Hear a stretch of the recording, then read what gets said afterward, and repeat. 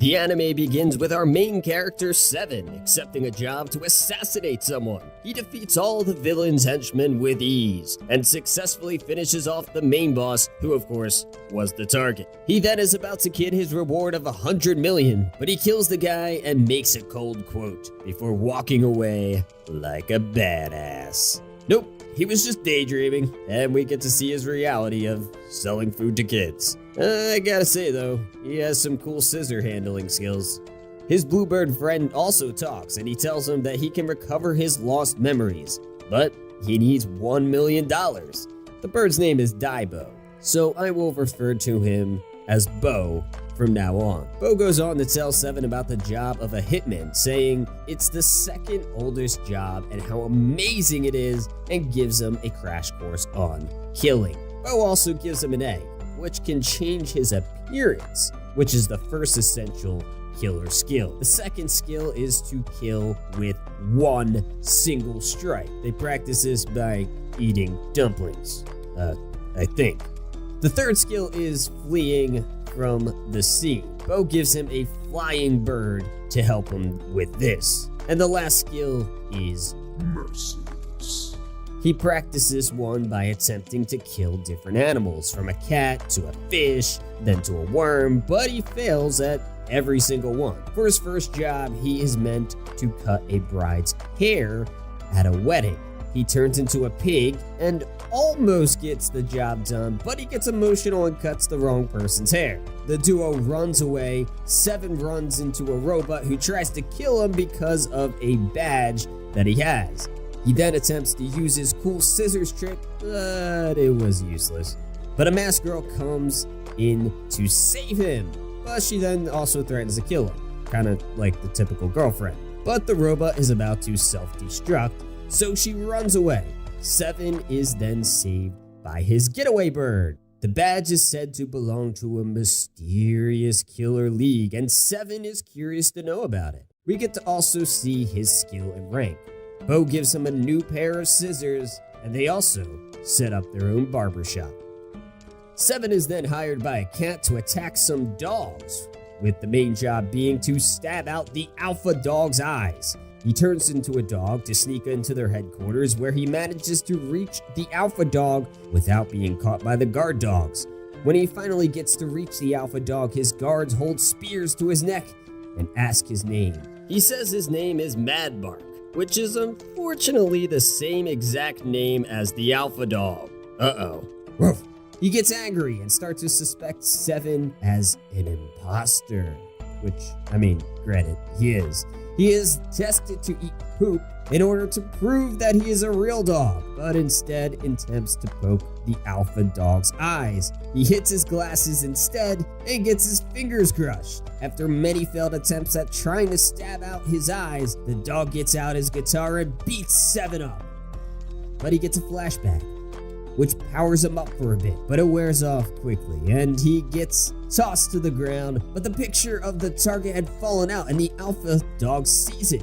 He then tells his backstory, where the cat person who sent Seven to poke out his eyes was his lover, and they met through doing a music show. The cat said if the dog ever loves someone else, she will poke his eyes out. But the dog explains he left because cats and dogs cannot have kids.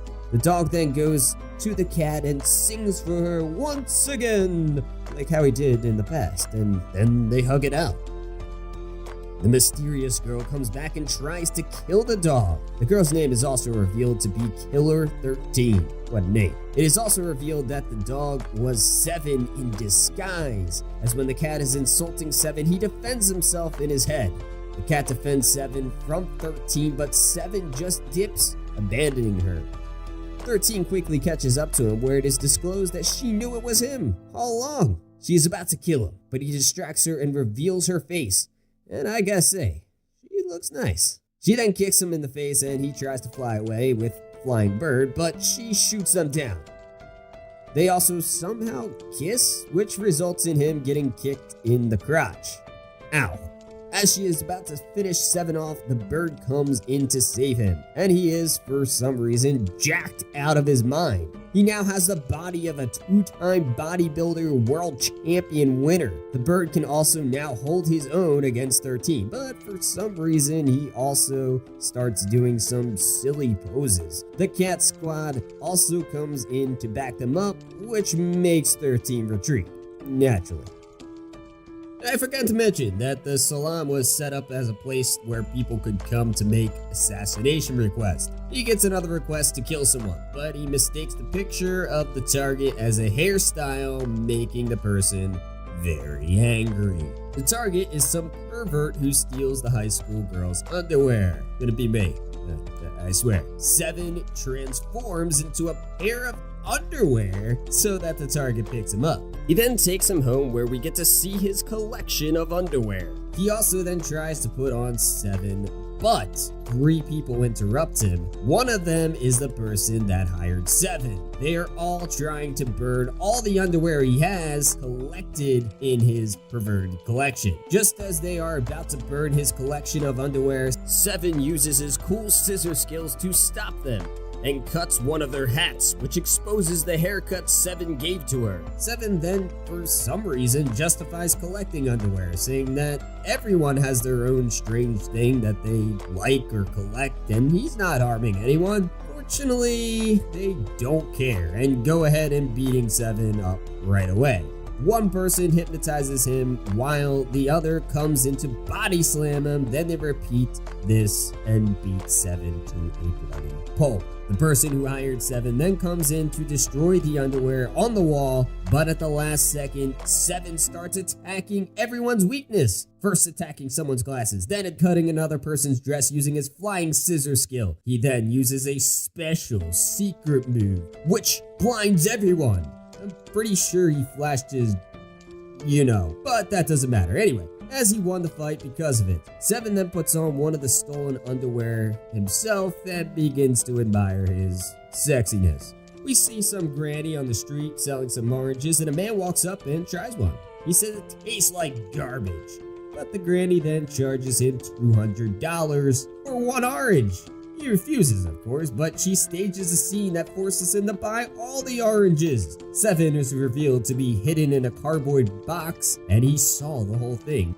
The granny just happens to randomly pack him up and take him away. He tries to kill her, but of course that would be too easy. So a doll comes out to ruin his plan, blowing his cover. I guess you could say that's a rough situation. The granny then shanks him with her hair stick, and he comically bleeds out as if he is attacked. He then uses his magical scissors to attack the granny, but ends up hitting himself, causing him to cough out blood. She then stabs his bird and is about to stab him again, but luckily her grandson has just finished school and she leaves. But it's revealed that Seven gave her grandson a bad haircut, which rightfully pissed her off. I mean, who wants a bad haircut anyway? We get a flashback to where he's cutting the kid's hair, and it's revealed that the person who hired Seven was the granny's son. The granny then takes off her jacket, which reveals her very sussy leather clothes underneath. She then starts whipping Seven. All I can say on this is the whole crowd was going crazy. Bo sees Seven failing and he steps in to kill the granny, but he defends her, saving her life. The granny's son is holding some insurance letter which implies that he hired Seven to kill her so that he could claim the insurance. This is very down bad, ill son. Bo rightfully tells Seven to stop saving the targets, but our main character has a heart and will probably do the same thing in the next episode. Well, let's see. Seven is about to kill a little girl, but she then says she wants to do everything on her bucket list before she dies. And our simpy little boy Seven just allows it. She jumps on Seven's back, and it's revealed that her passive skill is to paralyze the opposite sex through touch. The first thing on her bucket list is to drink a bottle of cola in one gulp. Then she wants to try peeing standing up. Why do they both have to do it at the same time like that? There's definitely some sort of fetish going on here. Anyway, Next is to watch someone else run around naked in public. Yeah, this of course results in 7 getting arrested. And quite frankly, she's beginning to make that underwear collecting guy look, normal. Okay, back to normal stuff. Give a nurse a shot, I guess getting revenge is cool. Then eat a fancy restaurant, okay. Normal again. Viciously wound ex-boyfriend's balls. Alright. Very sussy again. I mean, we all want revenge on some sort of ex, I'm sure. But she misses and hits 7 instead. Number 7 on the list is to ride a lion. I don't even know why they came to the zoo if she wasn't even going to ride the real lion. Don't forget about her passive, as she keeps using him to make him do what she wants. And she says she won't let him kill her until they finish that damn bucket list. They managed to do number 8, skydiving, by using a flying bird. They go all the way up into space and 7 tries to kill her by dropping her, but the bird also drops 7. He turns into a paper aeroplane to save her and himself. That was the end of the list, and the girl starts saying that she doesn't want to die. But she accepts it and reveals to us that she has cancer. And just like Breaking Bad, I'm sure we all do crazy things when we are dying of a lethal disease. She reveals that on her bucket list is to be assassinated. How convenient. So 7 gets ready and is about to kill her, but he doesn't, and instead recommends her to a legendary doctor, which is definitely also a Breaking Bad reference. And that brings us to the end of this anime recap. If you enjoyed, make sure to like, subscribe, and turn on notifications, as I'll be releasing part 2 later. If you check out my anime recap playlist, maybe 7 can finally finish a job. Maybe. Just maybe. Thanks for watching. Look out. Take care.